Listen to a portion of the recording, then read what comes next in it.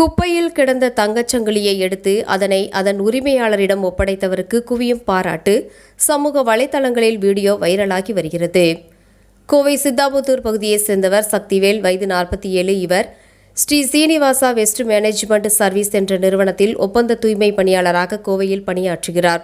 Saibaba colony பகுதியில் 69வது வார்டில் வழக்கம் போல சக்திவேலும் அவரது நண்பர் மணிகண்டன் இருவரும் பணிக்கு சென்று குப்பைகளை சேகரித்து தரம் பிரித்து வந்திருக்கின்றனர். அப்போது மூதாட்டி ஒருவர் குப்பைகளை ஒரு பையில் போட்டு கொண்டு வந்து சக்திவேலிடம் கொடுத்துள்ளார். அப்போது அதனை பெற்றுக்கொண்டு தரம் பிரிக்க முற்பட்ட போது அதில் பை ஒன்றில் தங்கச்சங்கிலி இருந்ததை பார்த்தார். உடனே அந்த மூதாட்டியை அழைத்து அந்த தங்கச்சங்கிலியை உரிமையாளரிடம் ஒப்படைத்தார். 3.5 சவரன் மதிப்புள்ள அந்த தங்கச்சங்கிலி சுப காரியத்திற்காக வாங்கி வைத்துள்ளனர். இதனை தூய்மை பணியாளர் சக்திவேல் உரிமையாளரிடம் திருப்பி ஒப்படைத்த போது மிகுந்த நன்றி உணர்வோடு அதனை பெற்றுக்கொண்டு நன்றி தெரிவித்திருக்கின்றனர்.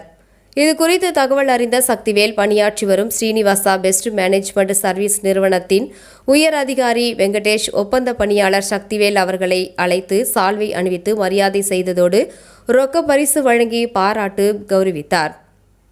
கோயமுத்தூர் மாநகராட்சி ஆணையர் சிவகுரு பிரபாகரன் தூய்மை பணியாளர் சக்திவேல் அவர்களை அழைத்து பாராட்டி பரிசு வழங்கினார்.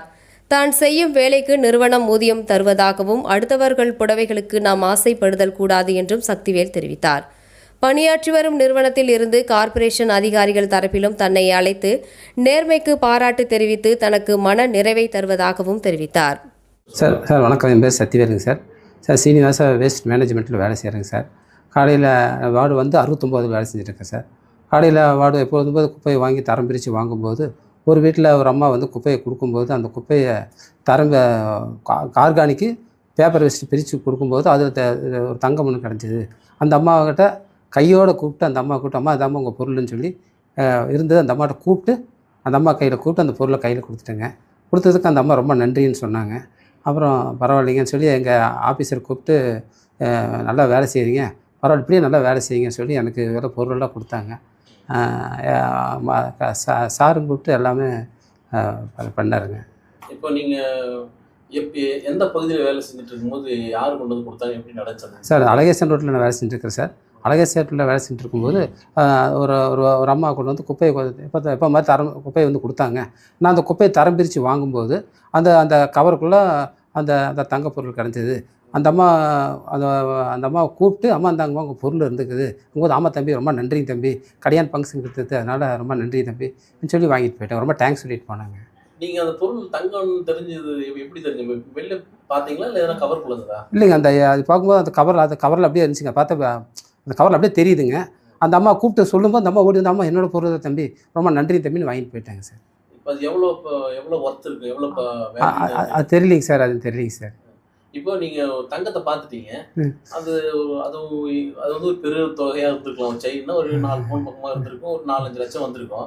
அது ஒரு பெரிய தொகையாச்சு. அது நீங்கள் எப்படி தரணும் முடிவு பண்ணீங்க? அது நல்லா சார், கம்பெனியே நல்லா சம்பளம் கொடுக்குறாங்க சார்.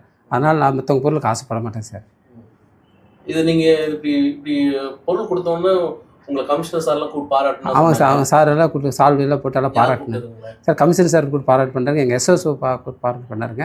எங்கள் கம்பெனி சார்புலையும் கூப்பிட்டு பார்ட்டி இந்த ஃபங்க்ஷனை வச்சு பாராட்டு வச்சு நடத்துனாங்க சார். கமிஷனர் என்ன சொன்னாருங்க? கமிஷனர் நல்லா வேலை செய்யுங்க, நீ நல்லா பரவாயில்ல நல்லா வேலை செய்கிறீங்க, நீ நல்லா சிறந்து வேலை செய்யுங்க சொன்னாருங்க சார். ஓனர் என்ன சொன்னாங்க? ஓனர் அவர் நல்லா பாராட்டி அவர் நமக்கு இது கிஃப்டெல்லாம் கொடுத்தாருங்க சார். இது எதிர்பார்த்தீங்களா இந்த இதெல்லாம்? இல்லை, நான் எதிர்பார்க்கவே இல்லைங்க சார். உண்மையாக வேலை செஞ்சு அதுக்கான பலன் இருக்குன்னு நினச்சேன் சார். இப்போ கமிஷனர் என்ன சொன்னார் உங்ககிட்ட? அவர் ரொம்ப பாராட்டினார். பரவாயில்ல, நல்லா கான்ட்ராக்ட் நல்லா கரெக்டாக வேலை செய்கிறீங்க, பரவாயில்ல இன்னும் நல்லா சிறப்பாக வேலை செய்யுங்கன்னு சொன்னாருங்க சார். பாராட்டும் போது உங்களுக்கு எப்படி இருந்தது? ரொம்ப சந்தோஷமாக இருந்ததுங்க. இந்த மாதிரி பரவாயில்ல நான் உண்மையாக வேலை செஞ்சு அதுக்கான பலன் இருக்குன்னு சொல்லி அப்போ தான் எனக்கு சந்தோஷமாக இருந்தது. நீங்கள் ஒரு கடைநிலையில் வேலை செய்யும்போது உங்களுக்கு ஒரு குறைந்தபட்ச தொகை தான் சம்பளமாக கிடைக்கும். அது ஒரு பெரும் தொகை. அது மேலே ஆசைப்படலை. ஏன், என்ன காரணம்? அது மற்றவங்க பொருள் ஆசைப்படக்கூடாது, வேலையில் உண்மையாக இருக்கணும். அதனால தான் சார் அந்த உண்மையாக இருக்கும்னு நினச்சேன். உங்கள் ஆஃபீஸில் எம்ப்ளாயிஸ்லாம் இப்போ எப்படி உங்களை பார்க்குறாங்க? ரொம்ப பரவாயில்ல, எல்லாம் வாழ்த்துக்க சொன்னாங்க. பரவாயில்ல உண்மையாக இருக்கிறீங்க, அந்த மாதிரி தான் இருக்கணும், பரவாயில்ல நல்ல விஷயம் தான் எல்லாம் பாராட்டினாங்க சார்.